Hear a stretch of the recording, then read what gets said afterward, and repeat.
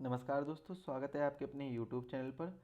दोस्तों, आज की क्लास में और आने वाली सभी क्लासेस में हम जनरल स्टडीज़ के बारे में चर्चा करेंगे, जिसमें आपके सभी एग्जाम के लिए जनरल स्टडीज़ को पढ़ाया जाएगा। सामान्य अध्ययन को या सामान्य ज्ञान को आपको पढ़ाया जाएगा। सामान्य अध्ययन में जो हम पढ़ेंगे वो आप पढ़ेंगे पॉलिटी यानी राजनीति विज्ञान, पॉलिटिकल साइंस पॉलिटी पढ़ेंगे, हिस्ट्री पढ़ेंगे, इतिहास के बारे में पढ़ेंगे, ज्योग्राफी पढ़ेंगे और इकनॉमी को पढ़ेंगे, इकनॉमी। इसके साथ ही साथ में हम साइंस को भी पढ़ेंगे। आप किसी भी एग्ज़ाम की प्रिपरेशन कर रहे हैं तो उसके लिए आपको बहुत ही ज़्यादा ये वीडियो सभी सहायकमंद रहेंगे। इनकी सभी की प्लेलिस्ट भी आपको चैनल पर मिल जाएगी, तो प्लेलिस्ट में आप जाकर सभी सब्जेक्ट को पूरा कर सकते हैं। फ़िलहाल में जो हम स्टार्ट करने वाले हैं वो स्टार्ट करेंगे ज्योग्राफी से और पॉलिटी से। और किससे स्टार्ट करेंगे? पॉलिटी से। जब ये दोनों सब्जेक्ट पूरे हो जाएंगे, इसके बाद में हम हिस्ट्री और इकनॉमी को कवर करेंगे। इसके बाद क्या करेंगे? हिस्ट्री और इकनॉमी को कवर करेंगे। आज की क्लास में हम ज्योग्राफी पढ़ने वाले हैं। डेली आपकी 2 क्लासेस रहेंगी। डेली कितनी क्लासेस रहेंगी? डेली 2 क्लासेस रहेंगी जो यूट्यूब पर रहने वाली हैं, और इन क्लासेस की पीडीएफ आपको प्रोवाइड कराई जाएंगी। पीडीएफ कहाँ पर मिलेंगी? पीडीएफ मिलेंगी आपको एग्जाम वेब ऐप पर। एग्जाम वेब ऐप की लिंक आपको डिस्क्रिप्शन बॉक्स में दी गई है, कमेंट में पिन की गई है, तो वहाँ से एग्जाम वेब ऐप डाउनलोड कर लीजिए। वहाँ पर आपको सभी पीडीएफ, सभी सब्जेक्ट की पीडीएफ आपको प्रोवाइड कराई जाएंगी। आज की क्लास में जो हम स्टार्ट करने वाले हैं वो स्टार्ट करेंगे इंडियन ज्योग्राफी से। किससे स्टार्ट करेंगे? इंडियन ज्योग्राफी से।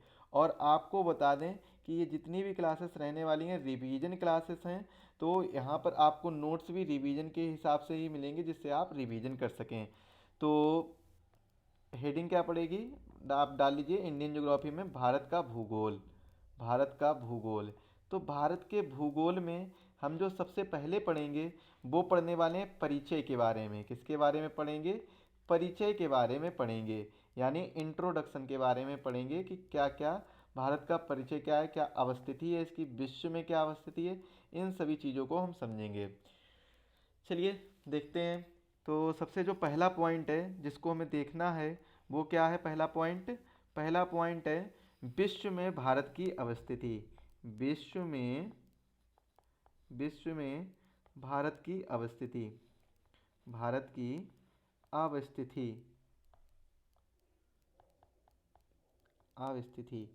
तो विश्व में भारत की अवस्थिति समझने से पहले हमें ये समझना होगा कि आखिर, मान लीजिए ये ग्लोब है। ये क्या है? ग्लोब है। थोड़ा सा,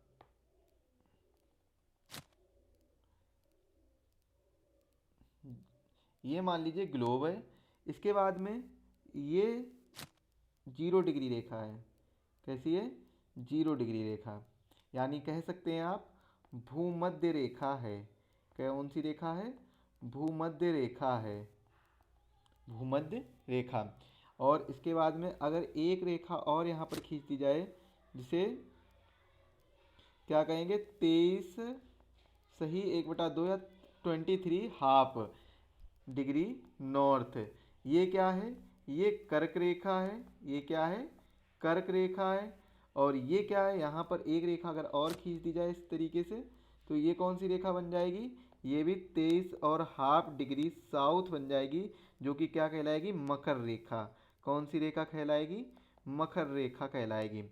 अगर भारत की अवस्थिति के बारे में जानना हो तो आपको पता होगा कि भारत कहाँ स्थित है। तो भारत आपने देखा होगा, एक हम और खींच लेते हैं, एक रेखा ये और खींच लेते हैं। ये देखिए, तो ये 0 डिग्री रेखा है। ये भी कैसी है? 0 डिग्री कह सकते हैं आप लोग। इसके बाद में यहाँ से अगर देखेंगे तो ये कैसा है? ये जो एरिया है, ये वाला एरिया है। इस वाले एरिया से देखेंगे, इस वाले एरिया से जो ये वाला एरिया है, ये वाला जो एरिया है पूरा, ये कैसा है? पूर्व का है। मतलब अगर आपको समझना हो, कैसे समझिएगा कि इसके इधर वाला एरिया, ये वाला एरिया कौन सा है? ये पूर्व का है। ये एरिया कौन सा है? पूर्व का है। और इसके इस साइड वाला एरिया, ये इस तरफ वाला एरिया, ये कौन सा है, ये पश्चिम है। ये कैसा है, पश्चिम है। और नीचे वाला इस वाली जो भूमध्य रेखा से देखेंगे तो भूमध्य रेखा से जो नीचे का है वो क्या है, दक्षिण है, नीचे दक्षिण है। और भूमध्य रेखा के ऊपर क्या है, उत्तर है। ऊपर क्या है, उत्तर है। तो भारत की जो अवस्थिति है वो कहाँ पर है, यहाँ पर लगभग ऐसे पाई जाती है भारत की अवस्थिति। यहाँ पर आपने देखा होगा कि भारत की अवस्थिति इस तरीके से देखने को मिलती है। कहाँ देखने को मिलती है, इस जगह पर आपको भारत की अवस्थिति देखने को मिलेगी। ठीक है, यहाँ पर आपको भारत की अवस्थिति देखने को मिलेगी। तो ये जो आपने देख रहे हैं, आप ये देख रहे हैं इस तरीके से, ये क्या है, ये भारत की मान लीजिए अवस्थिति है। और ये किस जगह पर है, तो ये उत्तर पूर्व में स्थित है। कहाँ पर स्थित है, उत्तर पूर्व में, क्योंकि भूमध्य रेखा से ऊपर और ये जो रेखा है, इस देशांतर रेखा है, इससे भी क्या है, इसके पूर्व में है। तो इसीलिए इसकी अवस्थिति आपको कहाँ पर देखने को मिलेगी, तो ग्लोब में भारत की अवस्थिति उत्तर पूर्व में स्थित है। कहाँ पर स्थित है, उत्तर पूर्व में स्थित है। किस जगह पर स्थित है भारत, उत्तर पूर्व में स्थित है। अगर महाद्वीप पूछा जाए कि किस महाद्वीप में भारत स्थित है, महाद्वीप की बात की जाए तो बताइएगा आपकी एशिया महाद्वीप में है। कितने कुल महाद्वीप हैं, 7 महाद्वीप हैं। इनके बारे में हम वर्ल्ड ज्योग्राफी में चर्चा करेंगे। और जो भारत की स्थिति है वो किस महाद्वीप में, एशिया महाद्वीप में है, जो विश्व का सबसे बड़ा महाद्वीप भी है। अगर ये पूछा जाए कि एशिया महाद्वीप में भारत किस साइड है, तो बताइएगा दक्षिण एशिया महाद्वीप में।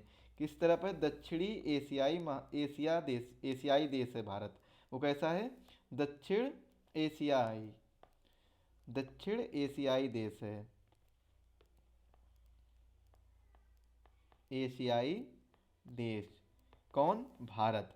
भारत कैसा है, दक्षिण एशियाई देश है। कौन है, भारत है। वो कैसा देश है, दक्षिण एशियाई देश है। इसके बारे में आप लोग को जानकारी होनी चाहिए। और इसके बाद में कुछ इम्पोर्टेंट फैक्ट आपको याद रखने होंगे। वो क्या रखने होंगे कि भारत का जो क्षेत्रफल है वो कितना है। क्या चीज़, क्षेत्रफल भारत का कितना है, तो क्षेत्रफल है 32,87,263 किलोमीटर स्क्वायर या वर्ग किलोमीटर। 32,87,263 किलोमीटर स्क्वायर, जो कि पूरी पृथ्वी का, किसका, पूरी पृथ्वी का कितना है, संपूर्ण पृथ्वी का, संपूर्ण पृथ्वी का कितना है, 0.64% है। संपूर्ण पृथ्वी का 0.64% है। और स्थल की अगर बात की जाए, देखिए पृथ्वी पर पानी भी है और स्थल भी है, वाटर भी है, स्थल भी है, जो कि संपूर्ण पृथ्वी का अगर पूरे कंप्लीट अर्थ का देखा जाए तो 0.64% है। जबकि अगर स्थल की बात कर ली जाए, विश्व में जो स्थल है, स्थल की बात कर ली जाए तो ये कितने प्रतिशत हो जाएगा, स्थल की बात की जाए, स्थल की दृष्टि से वो कितने प्रतिशत हो जाए, 2.42%। 2.42% हो जाएगा भारत का क्षेत्रफल। संपूर्ण विश्व में जो स्थल क्षेत्र है उसकी बात हो रही है। इसके बाद में अगर पूछा जाए कि भारत दक्षिण एशियाई देश है, तो दक्षिण एशियाई देश में कैसा है, सबसे बड़ा देश है भारत। और ये कंप्लीट का मतलब पूरे दक्षिण एशियाई देशों में 64% हिस्सेदारी है इसकी क्षेत्रफल में। कितनी हिस्सेदारी है, दक्षिण एशियाई देशों में क्षेत्रफल में 64% हिस्सेदारी है। और एक बात और, 15 दशमलव आप कह लीजिए 15.1 या 15 ट्रिलियन इकोनॉमी में, जीडीपी इकोनॉमी में, ये 11 ट्रिलियन की इकोनॉमी भारत की ही है। कितनी है, 11 ट्रिलियन की। इसके बाद में अगर यहाँ से क्वेश्चन और बन सकता है कि क्षेत्रफल की दृष्टि से भारत का कौन सा स्थान है, किसकी दृष्टि से, क्षेत्रफल की दृष्टि से, तो डालेंगे क्षेत्रफल की दृष्टि से, क्षेत्रफल की दृष्टि से भारत का स्थान कौन सा है, भारत का स्थान 7वां है। भारत का स्थान कौन सा है? 7वां है। ये पॉइंट याद रखेंगे। इसके बाद में अगर भारत का स्थान 7वां है तो इससे ऊपर के पहला स्थान किसका है? पहला स्थान है रूस का। दूसरा स्थान किसका है? दूसरा स्थान है कनाडा का। और तीसरा स्थान किसका है? यूएसए का। और चौथा स्थान किसका है? चीन का। इनका क्षेत्रफल सबसे ज़्यादा है। और पांचवा स्थान किसका है? ब्राज़ील का। और छठा स्थान है ऑस्ट्रेलिया का। किसका है? ऑस्ट्रेलिया का। तो ऑस्ट्रेलिया के बाद क्षेत्रफल की दृष्टि से भारत का स्थान कौन सा है? 7वां है। पहला स्थान रूस का है, दूसरा स्थान कनाडा, तीसरा यूएसए, चौथा चीन, पांचवा ब्राज़ील और छठा ऑस्ट्रेलिया का है। इसके बाद में अगर आपको कुछ चीज़ें और समझनी होगी तो इसके बाद में आपको समझना होगा भारत की भौगोलिक स्थिति के बारे में कि भारत की भौगोलिक अवस्थिति क्या क्या है। तो हेडिंग क्या पड़ेगी? भारत की भौगोलिक अवस्थिति। भौगोलिक अवस्थिति।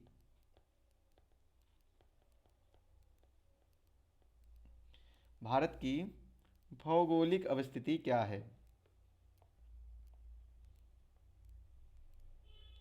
तो भारत की भौगोलिक अवस्थिति में आपको समझना होगा भारत के विस्तार के बारे में। इसको मैप से देखेंगे। किसकी मदद से देखेंगे? मैप की मदद से देखेंगे।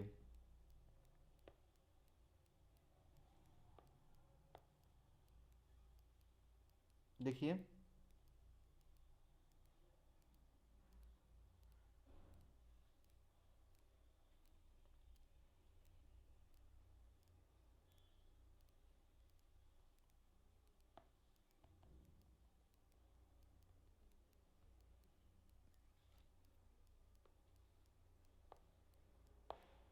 जी, अगर भारत की भौगोलिक अवस्थिति के बारे में समझना है तो ये देखा होगा आपने कि ये क्या है? अंडमान निकोबार। ये द्वीप समूह है अंडमान निकोबार के। कौन से हैं? अंडमान निकोबार। इसके बाद में यहाँ पर आपको लक्षद्वीप देखने को मिलेगा। क्या देखने को मिलेगा? लक्षद्वीप।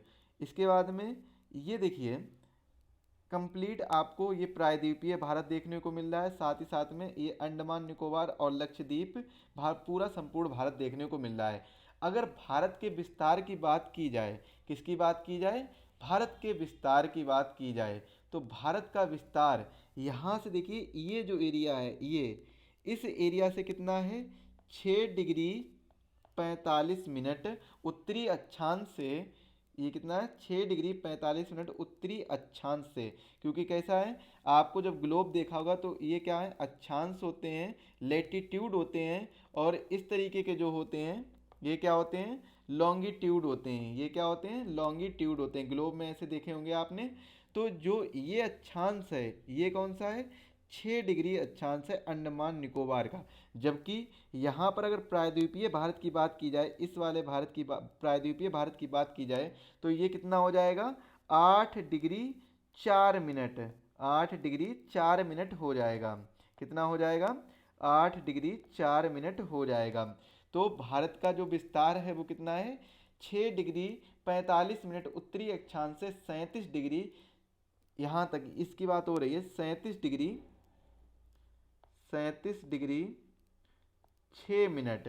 37 डिग्री 6 मिनट उत्तरी अक्षांश तक है। जबकि जबकि क्या देखा होगा आपने? जबकि 68 डिग्री 7 मिनट पूर्वी देशांतर से 97 डिग्री 25 मिनट पूर्वी देशांतर तक है।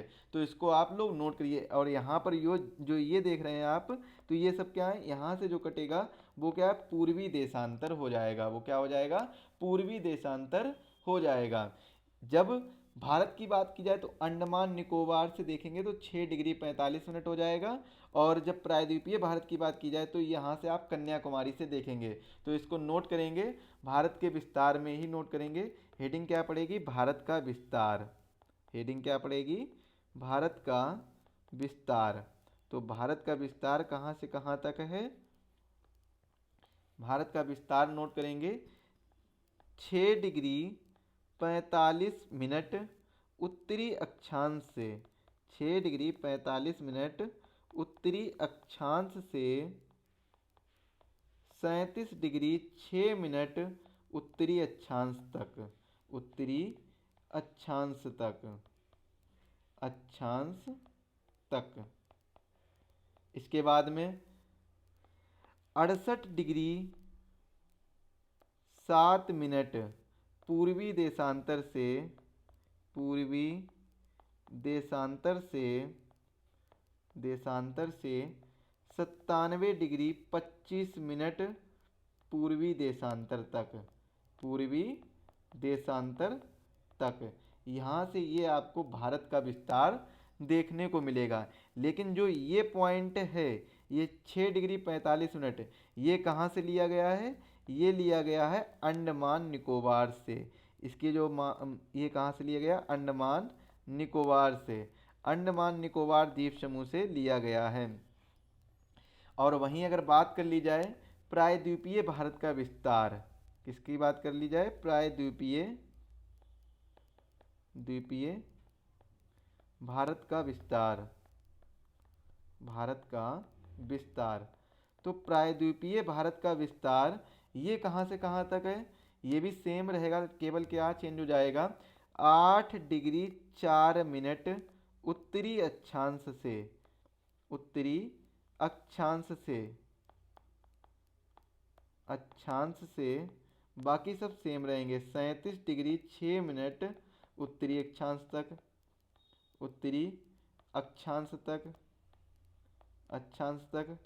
और 68 डिग्री 7 मिनट पूर्वी देशांतर से, पूर्वी देशांतर से, देशांतर से 97 डिग्री 25 मिनट पूर्वी देशांतर तक, पूर्वी देशांतर तक, तक। यहाँ से ये आपको पूरा विस्तार देखने को मिलेगा। इसके बाद में एक चीज़ आपको और याद रखनी होगी। वो क्या याद रखना होगा? इसमें फिर से हम मैप से समझेंगे, कुछ हम पॉइंटों को समझने का प्रयत्न करेंगे। पॉइंट कौन कौन से होंगे? देखिए, पॉइंट ये होंगे,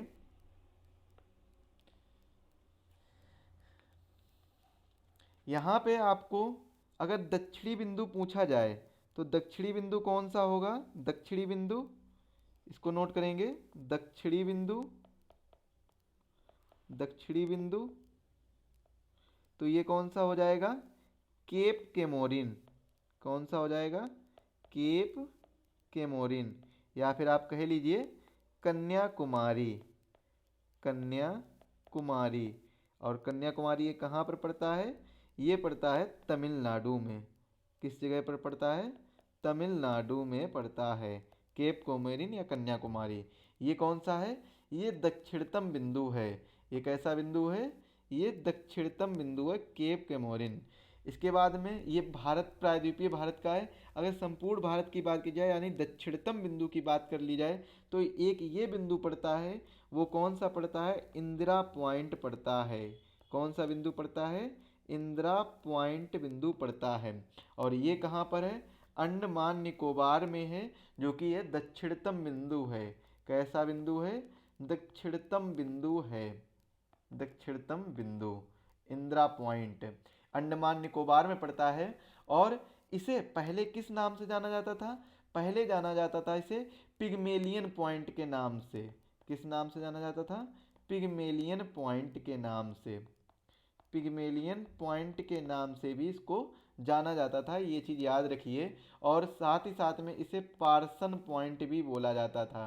क्या बोला जाता था? पार्सन पॉइंट भी बोला जाता था। ये क्या है? ये पहले के नाम हैं। ये कैसे नाम हैं? ये पूर्व नाम हैं, पहले के नाम हैं। इसके बाद में गुजरात में कच्छ में एक पॉइंट पड़ता है जिसे गौर माता कहते हैं। क्या कहते हैं? गौर माता। और गौर माता जो है ये कहाँ पर पड़ता है? गुजरात में पड़ता है। किस जगह पर पड़ता है? गुजरात में, गुजरात में। ये कौन सा बिंदु है? ये पश्चिमी बिंदु है। कौन सा बिंदु है? ये पश्चिमी बिंदु है। इसके बाद में अरुणाचल प्रदेश में एक पॉइंट पड़ता है। अरुणाचल प्रदेश में कौन सा पॉइंट पड़ता है? कीबीथू। कौन सा पॉइंट पड़ता है? कीबीथू। तो कीबीथू है जो, ये कहाँ पर है? ये अरुणाचल प्रदेश में है, अरुणाचल प्रदेश में। और ये कैसा बिंदु है, ये पूर्वी बिंदु है। ये कैसा बिंदु है, ये पूर्वी बिंदु है। इसके बाद में अगर उत्तरी बिंदु की बात की जाए तो उत्तरी बिंदु, उत्तरी बिंदु, देखिए ये मैप थोड़ा सा पुराना है लेकिन फिर भी आप लोग इस पे ध्यान दीजिएगा। ये लद्दाख है, क्या है, लद्दाख है। तो लद्दाख और जम्मू एंड कश्मीर। तो उत्तरी बिंदु, ये जो देखा होगा आपने, ये कौन सा है उत्तरी बिंदु, इंदिरा कौल है। कौन सा है उत्तरी बिंदु, इंदिरा कौल। इंदिरा कौल ये सबसे उत्तरी बिंदु है। कैसा बिंदु है, उत्तरी बिंदु है, उत्तरी बिंदु। इंदिरा कौल कैसा बिंदु है, उत्तरी बिंदु है। इस चीज का इस चीज का आप लोग ध्यान रखेंगे।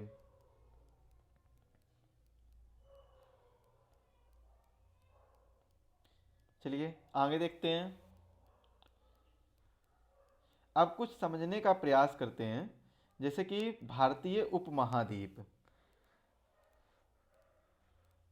इंपॉर्टेंट है, क्वेश्चन पूछ लिया जाता है कभी कभी। हेडिंग क्या पड़ेगी, भारतीय उपमहाद्वीप। भारतीय उपमहाद्वीप में कौन कौन से देश आते हैं। तो भारतीय उपमहाद्वीप में कौन कौन से देश आते हैं, तो ये चीज़ आपको पता होनी चाहिए। भारतीय उपमहाद्वीप में 7 देश आते हैं। कितने देश आते हैं, 7 देश आते हैं। कौन कौन से, भारत, पाकिस्तान, भारत, पाकिस्तान, नेपाल, नेपाल, भूटान, बांग्लादेश, बांग्लादेश, श्रीलंका, श्रीलंका, और कौन सा आता है, मालदीव। तो ये 7 देश हैं, ये किस में आते हैं, ये भारतीय उपमहाद्वीप में आते हैं। किस में आते हैं, भारतीय उपमहाद्वीप में। अगर इनमें से एक देश और जुड़ जाए, 8वां देश और जुड़ जाए, जिसका नाम है अफगानिस्तान। अगर अफगानिस्तान इसमें और जोड़ दिया जाए तो ये मिलकर क्या बनाते हैं, दक्षिण एशियाई देश बनाते हैं। दक्षिण एशियाई देश, यानी दक्षिण एशियाई देश में देशों की संख्या कितनी है, देशों की संख्या 8 देश हैं। 8 देश आते हैं। कौन कौन से, 7 भारतीय उपमहाद्वीप के देश और 8वां आता है अफगानिस्तान। और यही 8 देश मिलकर एक संस्था बनाते हैं, एक संस्था की स्थापना करते हैं जिसे कहते हैं सार्क। जिसे क्या बोलते हैं, सार्क। क्या बोलते हैं, सार्क, यानी साउथ एशियन, दक्षिण एशियाई देशों के लिए कारपोरेशन है, एक संस्था है। ये सार्क नामक एक संस्था बनाते हैं 8 देश, दक्षिण एशियाई देश, जिसे दक्षेस भी बोलते हैं। क्या बोलते हैं, दक्षेस। चलिए, भारतीय उपमहाद्वीप में आपको क्या क्या देखने को मिलेगा, भारत के उत्तर में आपको हिमालय पर्वत देखने को मिलेगा, दक्षिण पठारी भाग देखने को मिलेगा, मध्य में विशाल मैदान देखने को मिलेगा, भारत के नाम से जाने जाने वाला हिंद महासागर आपको दक्षिण साइड देखने को मिलेगा, भारत के नीचे आपको देखने को मिलेगा। इसके बाद में एक चीज की जानकारी और आपको रखनी होगी, वो क्या होगी, उत्तर से दक्षिण की लंबाई। अगर मान लीजिए ये भारत का एक डायरेक्शन है, ये भारत की डायरेक्शन है, इस तरीके से मान लीजिए अगर कोई नक्शा बना है, इस तरीके से अगर भारत का नक्शा बना है तो ये भारत की डायरेक्शन है। ठीक है, ये क्या है, भारत की डायरेक्शन है, ये भारत की डायरेक्शन है। तो नीचे क्या होता है, साउथ होता है, ऊपर क्या होता है, नॉर्थ होता है, ऊपर क्या होता है, नॉर्थ होता है, इस तरफ क्या होता है, ईस्ट होता है, इस तरफ क्या होता है, वेस्ट होता है। तो ये चीज़ आप लोग याद रखिएगा, ये भारत की डायरेक्शन के तौर पर मैंने बना दिया है।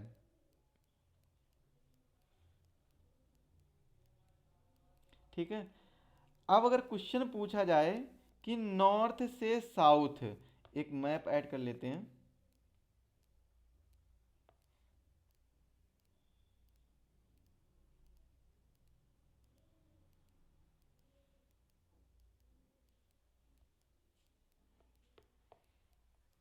जी देखिए,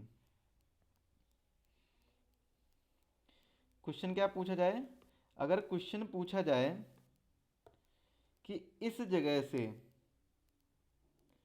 इस जगह से और इस जगह तक, ये नॉर्थ से साउथ, ये इसकी कितनी दूरी है, दूरी पूछी जाए तो आप बताइएगा सर 3214 किलोमीटर है। कितनी दूरी है? 3214 किलोमीटर है। और यहीं अगर पूछ दिया जाए इस जगह से, यानी ये दूरी दी गई है इस जगह से और अरुणाचल प्रदेश, कच्छ से, गुजरात के कच्छ से अरुणाचल प्रदेश तक, ये कितनी दूरी है? यानी पश्चिम से पूर्व, ये नॉर्थ साउथ और ये ईस्ट से वेस्ट, पश्चिम से पूर्व या पूर्व से पश्चिम, ये कितनी दूरी है? ये दूरी है 2933 किलोमीटर। कितनी दूरी है भाई? 2933 किलोमीटर है। 2933 किलोमीटर दूरी है टोटल, ये आपको याद रखनी होगी। नॉर्थ से साउथ, इसको फैक्ट में लिख लीजिए, नॉर्थ से साउथ की जो दूरी है, डिस्टेंस है या लेंथ है, वो कितनी है? 3214 किलोमीटर है। जबकि ईस्ट से वेस्ट ये डिस्टेंस कितनी है? 2933 किलोमीटर है। कितनी है? 2933 किलोमीटर ये दूरी मायने रखती है। ये इस दूरी को आप लोग याद करिए, यहाँ से क्वेश्चन पूछा जा सकता है। इसके बाद में आपको एक चीज़ और याद रखनी होगी कर्क रेखा के बारे में। क्या याद रखना होगा? कर्क रेखा।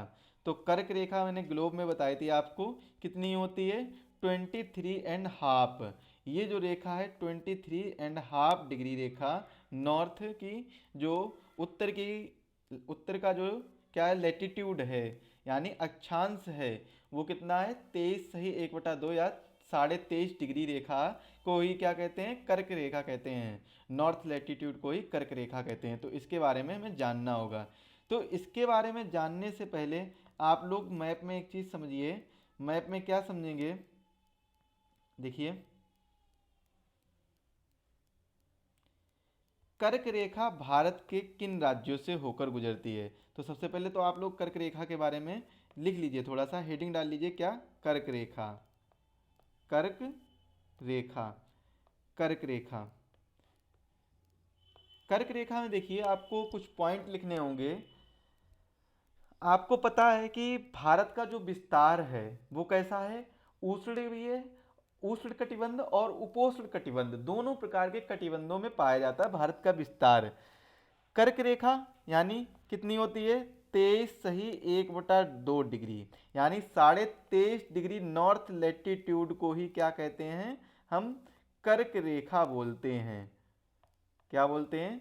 23.5 डिग्री नॉर्थ लेटीट्यूड को ही, उत्तरी अक्षांश को ही क्या बोलेंगे? हम कर्क रेखा बोलेंगे। कर्क रेखा भारत के कितने राज्यों से? 8 राज्यों से होकर गुजरती है। भारत के कितने? 8 राज्यों से होकर गुजरती है। सर नाम बता दीजिए, कौन कौन से नाम होंगे? एक तो होगा मिजोरम, एक क्या होगा? मिजोरम होगा। दूसरा क्या होगा? त्रिपुरा होगा। तीसरा पश्चिम बंगाल, पश्चिम बंगाल, पश्चिम बंगाल। और झारखंड, झारखंड, छत्तीसगढ़,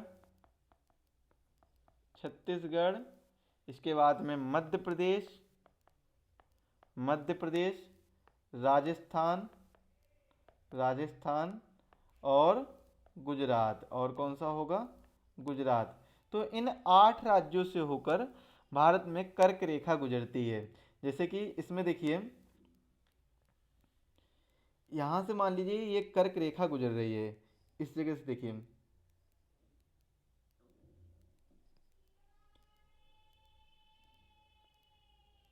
थोड़ा सा मोटा करेंगे पेन को।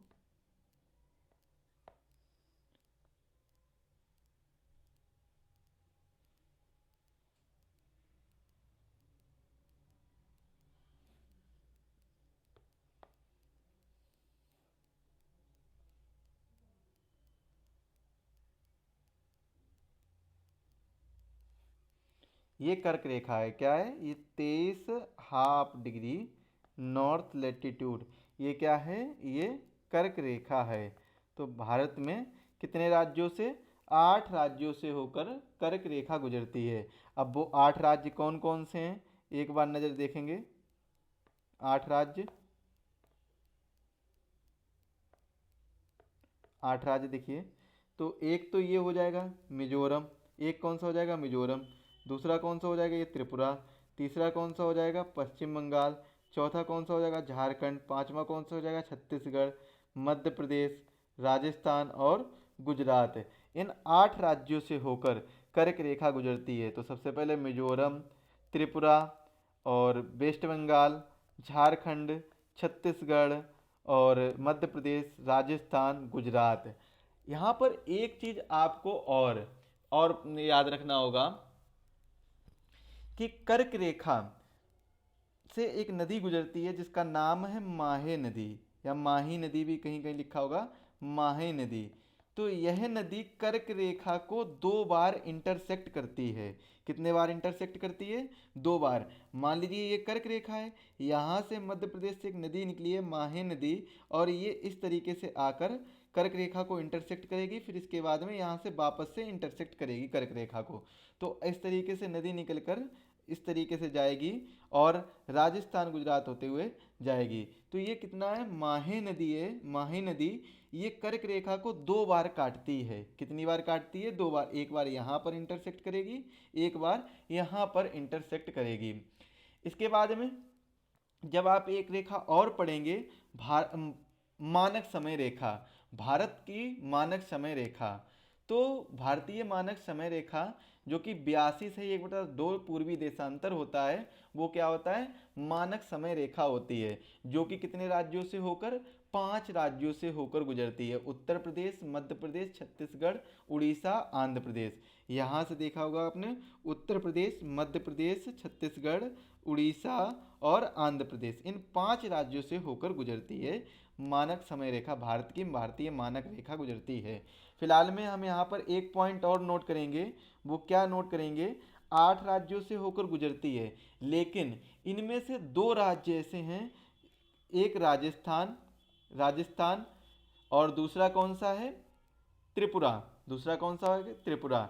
इन 2 राज्यों की, इन 2 राज्यों की जो राजधानी है, राजस्थान की राजधानी क्या है? जयपुर है। और त्रिपुरा की राजधानी, त्रिपुरा की राजधानी अगरतला। तो इन दोनों राज्यों की राजधानी, इन दोनों राज्यों की राजधानी, जो त्रिपुरा की राजधानी है वो क्या है? अगरतला, अगरतला है, अगरतला। और राजस्थान की राजधानी, राजस्थान की राजधानी क्या है? जयपुर है। तो इन दोनों राज्यों की राजधानी कर्क रेखा के ऊपर स्थित है। कैसे है? ये कर्क रेखा है, ये कर्क रेखा है 23 डिग्री, 23.5 डिग्री कर्क रेखा है। तो इन दोनों राज्यों की राजधानी यानी जयपुर, जयपुर और अगरतला, अगरतला, अगरतला, ये दोनों कहाँ पर हैं? ऊपर स्थित हैं, कर्क रेखा के ऊपर स्थित हैं। दोनों राज्यों की राजधानी कहाँ पर स्थित हैं? ऊपर स्थित हैं। इस पॉइंट को आप नोट करेंगे। पॉइंट को नोट कैसे करेंगे? राजस्थान, राजस्थान और त्रिपुरा, राजस्थान और त्रिपुरा की राजधानी, की राजधानी, या फिर आप कह लीजिए शहर, राजधानी शहर है जो, वो राजधानी कर्क रेखा के, कर्क रेखा के ऊपर स्थित हैं या अवस्थित हैं। जबकि, जबकि मिजोरम, पश्चिम बंगाल, झारखंड, छत्तीसगढ़, मध्य प्रदेश, गुजरात, इनकी सबकी राजधानी कहाँ पर स्थित है? कर्क रेखा के नीचे स्थित है। जबकि अन्य राज्यों की, अन्य 6 राज्यों की, राज्यों की राजधानी, अन्य 6 राज्यों की राजधानी या कह लीजिए शहर कर्क रेखा के, कर्क रेखा के, कर्क रेखा के नीचे स्थित हैं, नीचे स्थित हैं। कर्क रेखा के कहाँ स्थित हैं? नीचे स्थित हैं। इसके बाद में एक रेखा और पढ़ेंगे आप, जिसका नाम क्या है? भारतीय, भारतीय मानक समय रेखा, भारतीय मानक समय रेखा, भारतीय मानक समय रेखा ये कितनी है? 82 सही 1/2 डिग्री यानी 82.5 डिग्री पूर्वी देशांतर, पूर्वी देशांतर, पूर्वी देशांतर ये क्या है? भारत की मानक समय रेखा है, time meridian, Indian standard time line. अब भारतीय मानक समय रेखा कितने राज्यों से होकर गुजरती है? 5 राज्यों से होकर गुजरती है। कितने राज्यों से? 5 राज्यों से होकर गुजरती है। 5 राज्य वो कौन कौन से 5 राज्य हैं? तो जिसमें पहला है उत्तर प्रदेश, पहला कौन सा है? उत्तर प्रदेश है। और दूसरा राज्य कौन सा है? मध्य प्रदेश है। दूसरा राज्य कौन सा है? मध्य प्रदेश है। और तीसरा राज्य छत्तीसगढ़ है। तीसरा राज्य कौन सा है? छत्तीसगढ़ है। और चौथा राज्य उड़ीसा है, चौथा राज्य उड़ीसा। और पांचवा राज्य आंध्र प्रदेश है। पांचवा राज्य कौन सा है? आंध्र प्रदेश है। पांचवा राज्य आंध्र प्रदेश। तो देखा होगा आपने, इस तरीके से मान लीजिए ये टाइम लाइन है। ये क्या है? टाइम लाइन है। ये टाइम लाइन है जो कि उत्तर प्रदेश, मध्य प्रदेश, छत्तीसगढ़, उड़ीसा और आंध्र प्रदेश। उड़ीसा से देखिए बिल्कुल थोड़ा सा टच करती है। कितना करती है? थोड़ा सा टच करती है। इसके बाद में ये जो इंडियन स्टैंडर्ड टाइम लाइन है ये कितनी है? 82 सही 1/2 डिग्री पूर्वी देशांतर यानी ईस्टर्न लॉन्गिट्यूड। ये भारतीय मानक समय रेखा है जो कि कितने राज्यों से होकर गुजरती है? 5 राज्यों से होकर गुजरती है। कितने राज्यों से? 5 राज्यों से होकर गुजरती है। एक चीज और, भारतीय मानक समय रेखा यानी ये 82 डिग्री, 82 सही 1/2 डिग्री यानी 82.5 डिग्री और 23.5 डिग्री और 23.5 डिग्री यानी कर्क रेखा, ये एक दूसरे को जिस स्थान पर इंटरसेक्ट करते हैं यानी काटते हैं, वो स्थान कहाँ पर है? वो स्थान छत्तीसगढ़ में है। किस जगह पर है? छत्तीसगढ़ में है। और छत्तीसगढ़ में किस जिला में? कोरिया जिला में है। छत्तीसगढ़ का कोरिया जिला। तो छत्तीसगढ़ का जो कोरिया जिला है उस स्थान पर, कोरिया जिला में भारतीय मानक समय रेखा और कर्क रेखा एक दूसरे को काटते हैं, इंटरसेक्ट करते हैं। ये चीज याद रखिएगा आप लोग। इसके बाद में कर्क रेखा जो है वो एकमात्र पहाड़ी यानी पहाड़ी की चोटी से होकर गुजरती है जिसका नाम है देवगढ़। देवगढ़ कहाँ पर है? छत्तीसगढ़ में पहाड़ी है। करीबन 1000 प्लस मीटर इसकी ऊंचाई है, 1000 कुछ 14 है, 1014 मीटर इसकी ऊंचाई है लगभग लगभग। तो यहाँ से देवगढ़ से ये कर्क रेखा गुजरती है जो कि कहाँ पर है? छत्तीसगढ़ में है। और छत्तीसगढ़ में ही कोरिया जिला है और इस कोरिया जिला में भारतीय मानक समय रेखा और कर्क रेखा एक दूसरे को इंटरसेक्ट करते हैं, एक दूसरे को काटते हैं। इसके बाद में अब हम चर्चा करेंगे, किसके बारे में चर्चा करेंगे? अंतरराष्ट्रीय सीमाओं के बारे में। भारत में जो अंतरराष्ट्रीय सीमाएं हैं इनके बारे में चर्चा करेंगे। अंतरराष्ट्रीय सीमाओं के बारे में, अंतरराष्ट्रीय सीमाएं, हेडिंग डालेंगे अंतरराष्ट्रीय सीमाएं। अच्छा, एक चीज आपको और याद रखनी होगी, वो क्या है कि भारत की अंतरराष्ट्रीय स्थलीय सीमा कितनी है। अगर स्थलीय सीमा की बात की जाए, स्थलीय सीमा, स्थलीय सीमा तो कितनी है? 15,106 किलोमीटर है। कितनी है? 15,106 किलोमीटर कुल सीमा है। कितनी है? 15,106 किलोमीटर, जिसमें से 4,096 किलोमीटर तो स्थलीय सीमा में ही देख लेते हैं। स्थलीय सीमा में जो सबसे पहला देश आएगा, पहला देश वो कौन सा आएगा? वो आएगा बांग्लादेश। बांग्लादेश कौन सा आएगा? बांग्लादेश। तो 4,096 किलोमीटर बांग्लादेश के साथ सीमा साझा करती है भारत। कितना? 4,096 किलोमीटर बांग्लादेश के साथ सीमा साझा करता है। अब इसमें कौन कौन से राज्य जुड़ते हैं? कौन कौन से सीमा बनाते हैं? एक तो बनाता है असम, एक कौन सा बनाता है? असम। दूसरा बनाता है त्रिपुरा, दूसरा कौन सा बनाता है राज्य? त्रिपुरा। तीसरा राज्य कौन सा बनाता है? मिजोरम बनाता है, मिजोरम।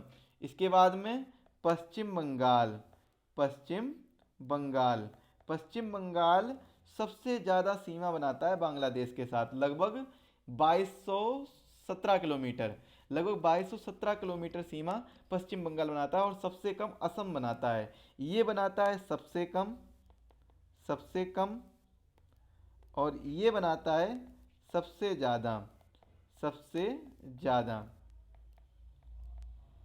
तो कितने राज्य सीमा बनाते हैं? असम, त्रिपुरा, मिजोरम, पश्चिम बंगाल और मेघालय। और कौन बनाता है? मेघालय भी बांग्लादेश के साथ सीमा बनाता है। बांग्लादेश की सीमा को, भारत और बांग्लादेश की सीमा को, भारत और बांग्लादेश की सीमा को किस नाम से जाना जाता है? रेड क्लिफ नाम से जाना जाता है। किस नाम से जाना जाता है? रेड क्लिफ नाम से जाना जाता है। क्यों जाना जाता है, इसके बारे में चर्चा करते हैं। रेड क्लिफ सीमा भी कहते हैं भारत बांग्लादेश की सीमा को। इस चीज़ को, इस पॉइंट को नोट करेंगे। भारत बांग्लादेश सीमा, भारत बांग्लादेश सीमा, भारत बांग्लादेश सीमा किस नाम से जाना जाता है? रेड क्लिफ के नाम से जाना जाता है, रेड क्लिफ।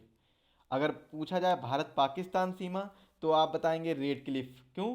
क्योंकि पाकिस्तान का ही हिस्सा पहले था बांग्लादेश, और बांग्लादेश बाद में आज़ाद हुआ है। पहले किसका हिस्सा था? पाकिस्तान का ही हिस्सा था। किसका हिस्सा था? पाकिस्तान का। इसके बाद में ये बांग्लादेश आज़ाद होता है, तो इसीलिए इसकी सीमा को भी रेड क्लिफ के नाम से जाना जाता है। अब क्यों जाना जाता है, कारण क्या है? तो एक डेट है 17 अगस्त 1947।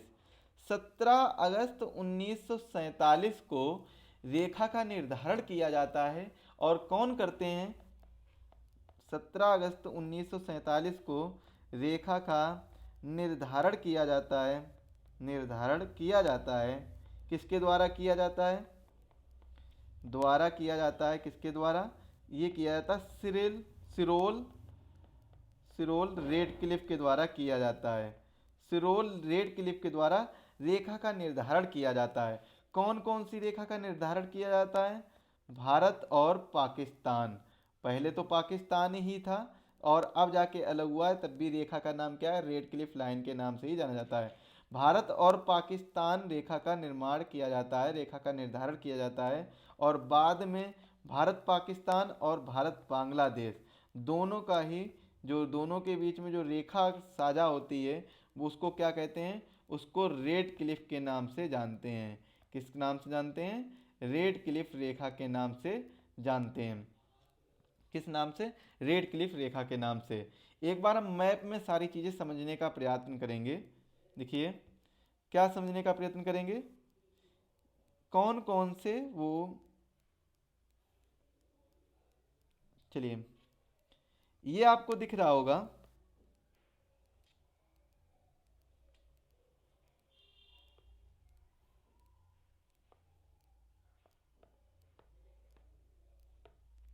ये आपको बांग्लादेश दिख रहा होगा। ये रेड कलर से जो अंडर आउटलाइन कर रहे हैं, ये क्या है?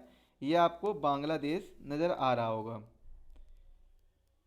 देखिए, ये इसके बाद में ये एरिया आपको जो दिख रहा है, ये वाला एरिया, ये वाला एरिया, ये कौन सा है? ये त्रिपुरा है। ये क्या है? त्रिपुरा, जो कि तीन तरफ से बांग्लादेश से घिरा हुआ है। तीन तरफ से जो बांग्लादेश से त्रिपुरा घिरा हुआ है, भारत और बांग्लादेश की जो रेखा है, उसे किस नाम से जानते हैं? रेड क्लिफ के नाम से जानते हैं। किसके नाम से जानते हैं? Red Cliff. लेकिन जो त्रिपुरा और बांग्लादेश की रेखा है, इसे शून्य रेखा के नाम से जानते हैं। किस रेखा के नाम से जानते हैं? शून्य रेखा। क्यों? क्योंकि ये बांग्लादेश से तीनों ओर घिरा हुआ है, इसीलिए इसे शून्य रेखा के नाम से भी जाना जाता है। ये चीज़ याद रखिए। अगर त्रिपुरा और बांग्लादेश पूछा जाए, तो रेड क्लिफ को मत टिक करिएगा, शून्य रेखा को टिक करिएगा। शून्य रेखा के नाम से भी जाना जाता है। और ये रेखा है कितनी, कितनी सीमा साझा करते हैं? तो 4096 किलोमीटर की सीमा साझा करता है, जिसमें से पश्चिम बंगाल, ये आपको पश्चिम बंगाल दिख रहा होगा, पश्चिम बंगाल सबसे ज़्यादा सीमा साझा करता है। पश्चिम बंगाल सबसे ज़्यादा सीमा साझा करता है 2217 किलोमीटर की। फिर इसके बाद में असम, असम देखिए सबसे कम सीमा साझा करता है। इसके बाद में मेघालय हो गया, मेघालय के बाद में असम फिर से आ जाएगा, और त्रिपुरा। मेघालय के बाद में क्या आ जाएगा? त्रिपुरा आ जाएगा। मेघालय के बाद में त्रिपुरा आ जाएगा, और थोड़ा सा आपको देखने को कहीं मिलेगा मिजोरम। इस जगह पर आपको देखने को मिजोरम मिलेगा थोड़ा सा। तो ये क्या है? ये आपको ये सीमा साझा करते हैं इस जगह पर। ये देखिए, ये जो है ये मिजोरम, ये भी बांग्लादेश का ही हिस्सा है। बांग्लादेश यहाँ पर जाकर ख़त्म होता है। कहाँ पर ख़त्म होता है? इस जगह पर आकर ख़त्म होता है। तो ये बांग्लादेश का हिस्सा। तो मिजोरम भी सीमा साझा करता है। ये मिजोरम देखिए, ये इस जगह पर, ये जो जगह है ये मिजोरम की ही है। मिजोरम भी सीमा साझा करता है इस जगह पर, ये मिजोरम।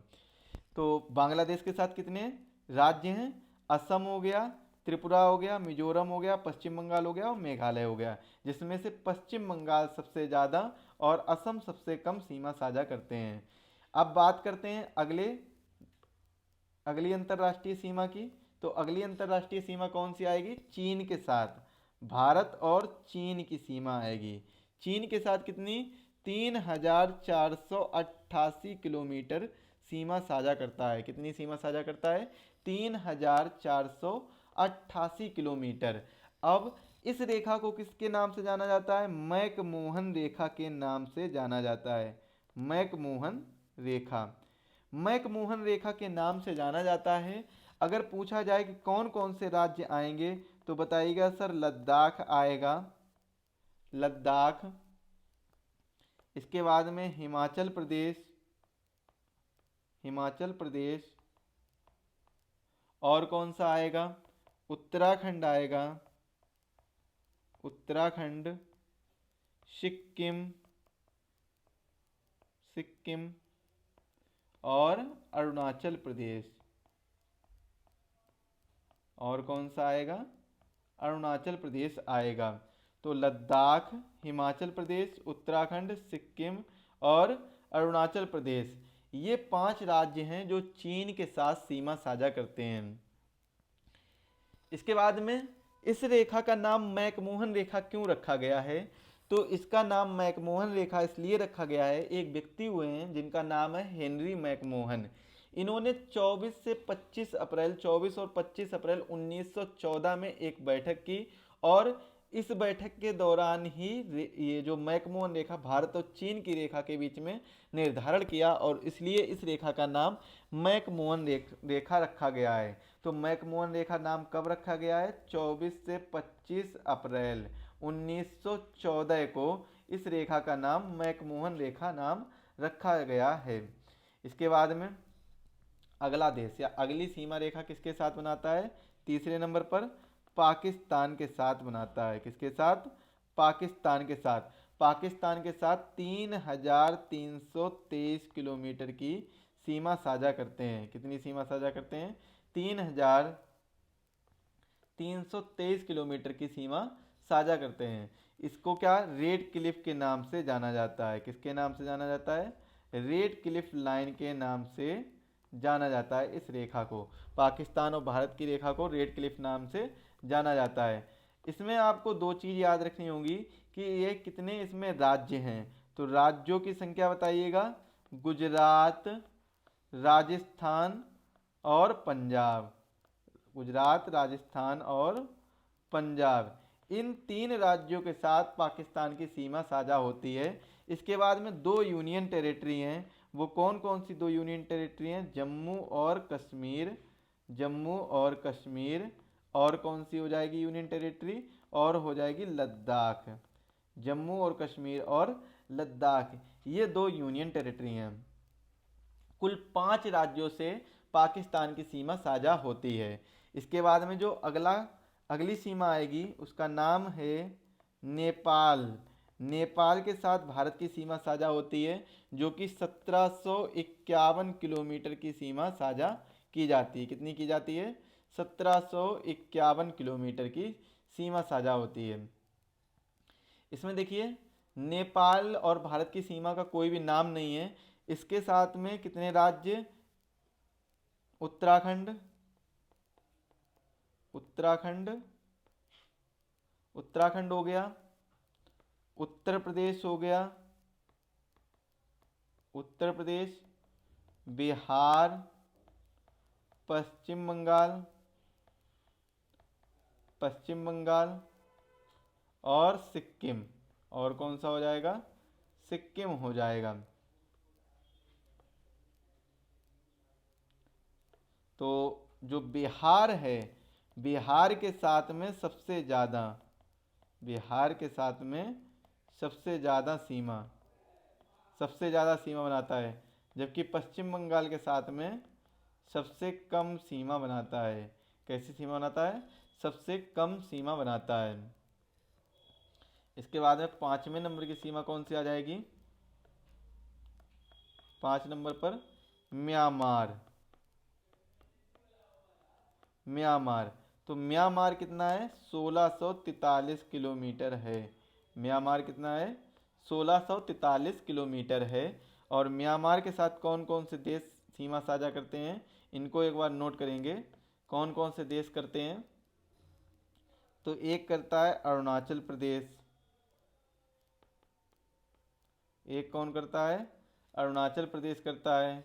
दूसरा कौन सा करता है? नागालैंड करता है। दूसरा कौन सा करता है? नागालैंड। तीसरा कौन सा करता है? मणिपुर। और चौथा करता है भूटान। चौथा कौन सा करता है सीमा साझा? भूटान सीमा साझा करता है 1643 किलोमीटर में। इसके बाद में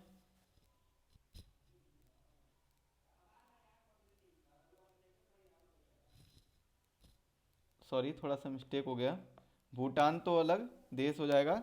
इसके बाद में यहाँ पर लिखेंगे मणिपुर और मिजोरम। और कौन सा हो जाएगा? मिजोरम। अब अगला जो पॉइंट बनेगा वो बनेगा 6वें नंबर पर भूटान। तो भूटान कितनी सीमा साझा करता है? 699 किलोमीटर। भारत के साथ में 699 किलोमीटर सीमा साझा करता है। जिसमें से अगर राज्य पूछे जाएं तो राज्य आप लोग बताइएगा। सिक्किम, सिक्किम, पश्चिम बंगाल, पश्चिम बंगाल, पश्चिम बंगाल, असम, असम, अरुणाचल प्रदेश। और कौन सा हो जाएगा? अरुणाचल प्रदेश हो जाएगा, अरुणाचल प्रदेश। तो ये क्या है? भूटान के साथ सीमा साझा करते हैं। कितने राज्य हो जाएंगे? 4 राज्य, 4 राज्य। और 7वें नंबर पर आएगा जो सबसे कम सीमा साझा करता है, वो कौन है? अफगानिस्तान। कौन है? अफगानिस्तान। अफगानिस्तान कितना करता है? 106 किलोमीटर करता है, 106 किलोमीटर। और इस लाइन को क्या कहा जाता है? डूरंड लाइन कहा जाता है। क्या कहा जाता है?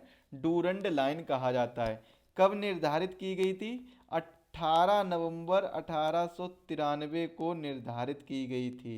ये लाइन निर्धारित की गई थी, निर्धारित की गई। अब देखिए 18 नवंबर 1893 को, 18 नवंबर 1893 को जो भारत और पाकिस्तान है, यहाँ पर मैप में समझने का प्रयास करिए।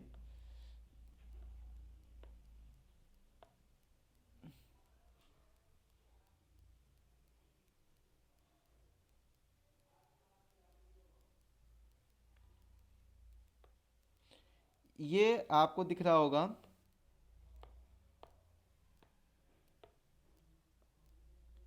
ये आपको क्या दिख रहा है? पाकिस्तान दिख रहा है।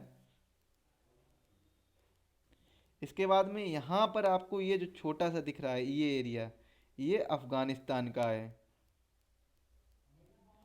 यहाँ से देखिए ये जो एरिया, यहाँ से ये वाला एरिया इतना टच हो रही है बाउंड्री।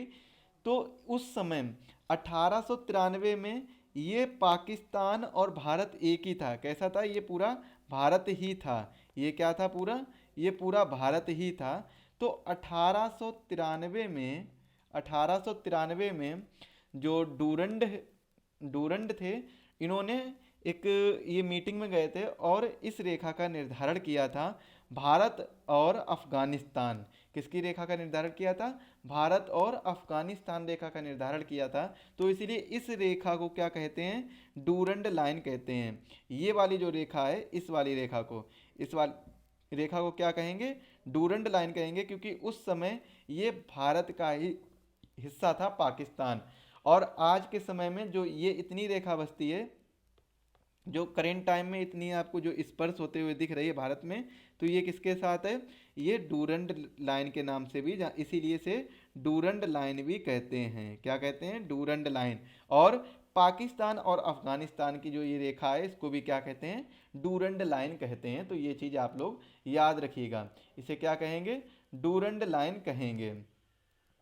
यहाँ से आपको एक चीज़ और याद रखनी होगी, अफगानिस्तान के साथ में जो ये एरिया है, जहाँ पर ये टच हो रहा है, ये एरिया है जो, ये कौन सा एरिया है? ये पीओके है। ये क्या है? पीओके है, यानी पाक ऑक्यूपाइड कश्मीर है। तो हालांकि ये आता नहीं है इतना ज़्यादा कि भारत ने इसमें क्या, पीओके में पाकिस्तान वालों ने कब्जा कर लिया है। क्या कर लिया? कब्जा कर लिया है। और हो सकता है कुछ समय बाद ये अपने पास वापस आ जाए। क्या है? वापस आ जाए। और ये अभी तो भारत का ही हिस्सा है, लेकिन पाकिस्तान इसको अपना हिस्सा बताते हैं, तो इसीलिए, और इस पर कब्जा भी कर लिया है, तो पाक ऑक्यूपाइड कश्मीर के नाम से भी जाना जाता है। तो हालांकि भारत अफगानिस्तान के साथ सीमा नहीं बनाता है, लेकिन ये भारत का ही हिस्सा माना जाता है। तो इसीलिए भारत अफगानिस्तान के साथ 106 किलोमीटर की सीमा साझा करता है। कितनी? 106 किलोमीटर की। तो ये तो हो गई स्थलीय सीमा। ये क्या हो गई? स्थलीय सीमा हो गई। और इनको हम डिटेल से बहुत ही कम जगह पर अच्छे से आपको नोट्स में प्रोवाइड करा देंगे। और ये नोट्स आपको एग्जाम वेब ऐप पर मिलेंगे। कहाँ पर मिलेंगे? एग्जाम वेब ऐप पर आपको ये सभी नोट्स मिल जाएंगे। जितने भी आगे की क्लासेस होंगी वो सभी आपको कहाँ पर मिल जाएंगी? एग्जाम वेब ऐप पर इनके पीडीएफ नोट्स आपको देखने को मिल जाएंगे। तो एग्जाम वेब ऐप को डाउनलोड करिए, डिस्क्रिप्शन बॉक्स में लिंक दी गई है, वहाँ से डाउनलोड कर लीजिए। इसके बाद में अब हम बात करते हैं जलीय सीमा की। तो जलीय सीमा में अगर देखा जाए तो भारत और श्रीलंका जलीय सीमा बनाते हैं, भारत और इंडोनेशिया जलीय सीमा बनाते हैं, भारत और मालदीव जलीय सीमा बनाते हैं, और भारत एवं म्यांमार जलीय सीमा बनाते हैं। भारत और श्रीलंका, अब देखिए जलीय सीमा का निर्धारण किया कैसे जाता है। तो भारत की जो जलीय सीमा होगी, या फिर किसी भी विश्व में किसी भी जलीय सीमा होगी, किसी भी देश की जलीय सीमा होगी, वो अंतर्राष्ट्रीय समुद्री संगठन द्वारा इस सीमा का निर्धारण किया जाता है, जलीय सीमा का निर्धारण। और अंतर्राष्ट्रीय समुद्री संगठन ने 3 आयामों के द्वारा निर्धारित किया है कि जलीय सीमा कैसे निर्धारित की जाएगी। तो वो 3 आयाम कौन कौन से हैं? पहला आयाम कौन सा है? प्रादेशिक जल सीमा। पहला आयाम कौन सा है? प्रादेशिक जल सीमा। जल सीमा, इसकी जो दूरी होती है तटीय क्षेत्र से, तटीय रेखा से, भारत की जो तटीय रेखा है उससे कितनी दूरी होती है? इसकी 12 नॉटिकल माइल होती है। 1 नॉटिकल माइल में कितने होते हैं? 1.8 किलोमीटर होते हैं। कितने होते हैं? 1.8 किलोमीटर। तो 12 नॉटिकल माइल में कितने हो जाएंगे? 21.6 किलोमीटर लगभग हो जाएगी ये दूरी। तो प्रादेशिक जल सीमा की जो दूरी होती है तटीय रेखा से, वो कितनी होती है? 21.6 किलोमीटर, या 12 नॉटिकल माइल भी कह सकते हैं। दूसरा जो आयाम है वो क्या है? संलग्न जल सीमा। दूसरा आयाम कौन सा है? संलग्न जल सीमा। और संलग्न जल सीमा की जो दूरी होती है तटीय रेखा से, वो कितनी होती है? 24 नॉटिकल माइल होती है। जबकि प्रादेशिक जल सीमा से इसकी दूरी कितनी होती है? प्रादेशिक जल सीमा से इसकी दूरी 12 नॉटिकल माइल होती है। तो ये चीज़ भी आप लोग याद रखिएगा। इसके बाद में तीसरा जो आयाम है वो कौन सा है? अनन्य आर्थिक जोन। अनन्य आर्थिक जोन। अनन्य आर्थिक जोन। अनन्य आर्थिक जोन जो तटीय रेखा से इसकी चौड़ाई चौड़ाई होती है वो 200 नॉटिकल माइल होती है। कितनी होती है? 200 नॉटिकल माइल। जबकि अगर बात की जाए अनन्य आर्थिक जोन को हम EEZ भी कहते हैं, exclusive economic zone, exclusive economic zone भी कहते हैं। तो एक्सक्लूसिव इकोनॉमिक जोन में जो संलग्न जल सीमा से यानी प्रादेशिक जल सीमा से इसकी कितनी होती है? 188। यहाँ से कितनी होती है? यहाँ से इस जगह से कितनी होती है? 188 नॉटिकल माइल होती है। जबकि संलग्न जल सीमा से कितनी होती है? 176 नॉटिकल माइल होती है। उतना उतना आप कम कर देंगे। अब देखा होगा आपने भारत के मैप में, देखा होगा ये भारत का मैप है मान लो, यहाँ पर आपको श्रीलंका लटका हुआ दिखाई देता है। इसको लेने का रीजन क्या है? इसको लेने का रीजन ये है क्योंकि ये श्रीलंका अंतर्राष्ट्रीय समुद्री संगठन ने पहले ही तय कर दिया है कि अगर आप कोई भी मैप ड्रॉ कर रहे हैं और उसमें अनन्य आर्थिक क्षेत्र में यानी 200 नॉटिकल माइल में, यानी आप कह सकते हैं 360 किलोमीटर, 360 किलोमीटर के क्षेत्र में कोई भी द्वीप या फिर कोई भी देश आ रहा है तो उसे भी आपको शामिल करना होगा अपने मैप में शामिल करना होगा। लेकिन जो ये श्रीलंका है ये तो 360 से, मतलब ये समझ लीजिए बहुत ही ऐसे इस तरीके से आएगा। जो 360 होगा नॉटिकल माइल वो इस तरीके से होगा। तो ये तो अंदर आता है, तो इसीलिए श्रीलंका को शामिल किया जाता है मैप में, क्योंकि 360 किलोमीटर से ये अंदर आ जाता है, 200 नॉटिकल माइल से ये अंदर आ जाता है। अब देखिए हम तीनों को एक बार समझने का प्रयास करते हैं। तीनों को समझेंगे, किस तरीके से समझेंगे? देखिए मान लीजिए ये भारत का मैप है, ये भारत का मैप है, इसको देखिएगा ध्यान से और समझने का प्रयास करिएगा।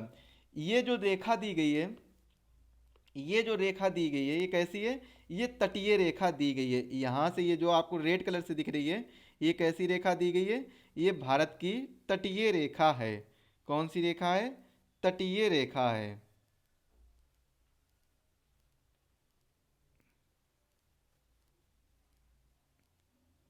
ये भारत की कौन सी रेखा है? तटीय रेखा है। इस चीज को आप लोग ध्यान रखिएगा। अब यहां से इस तटीय रेखा से अगर मान लो तटीय रेखा से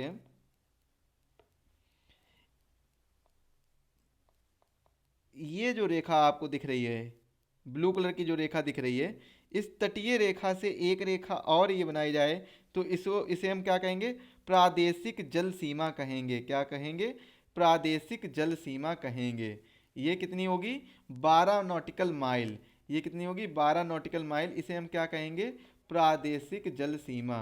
प्रादेशिक जल सीमा, प्रादेशिक जल सीमा बोलेंगे। इसके बाद में अगर एक रेखा और बना दी जाए, एक रेखा और बना दी जाए, ये वाली रेखा, ये रेखा और बना दी जाए तो इसे क्या बोलेंगे? इसे बोलेंगे, इस वाली रेखा को क्या बोलेंगे? संलग्न जल सीमा बोलेंगे। संलग्न जल सीमा बोलेंगे। इसके बाद में अगर यहीं पर एक रेखा और ड्रॉ कर दी जाए, यहीं पर क्या कर दी जाए? एक रेखा और ड्रॉ कर दी जाए जो कि 200 नॉटिकल माइल की होगी। कितनी होगी? 200 नॉटिकल माइल की होगी।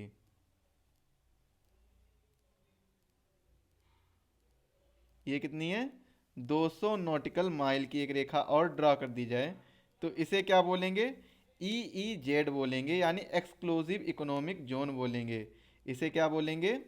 EEZ, EEZ बोलेंगे। एक्सक्लूसिव इकोनॉमिक जोन बोलेंगे, EEZ।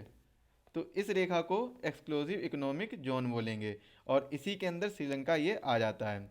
तो यहाँ से जो ये सेशन रहेगा आपका, इसमें आपको ये चीज़ें, आपको सभी नोट्स एग्जाम वेब ऐप पर मिल जाएंगे। कहाँ पर मिल जाएंगे? एग्जाम वेब ऐप पर।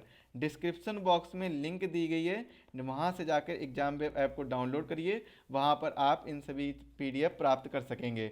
और इसके बाद में आपकी जो क्लास होगी वो पॉलिटी की होगी और अन्य सब्जेक्ट जो आपको ये बताए गए हैं ये सभी क्लासेस भी आपको प्रोवाइड कराई जाएंगी। चलिए मिलते हैं अगली क्लास में। अगले सेशन में हम पढ़ेंगे कुछ चैनल्स के बारे में, जैसे 8 डिग्री चैनल हो गया, 10 डिग्री चैनल हो गया, या फिर आप कह लीजिए जो भारत के जल संधियां हैं, प्रमुख चैनल हैं जो जल संधि हैं, उनके बारे में पढ़ेंगे। और आगे हम इसी के साथ में आगे बढ़ेंगे इंडियन ज्योग्राफी में। मिलेंगे अगली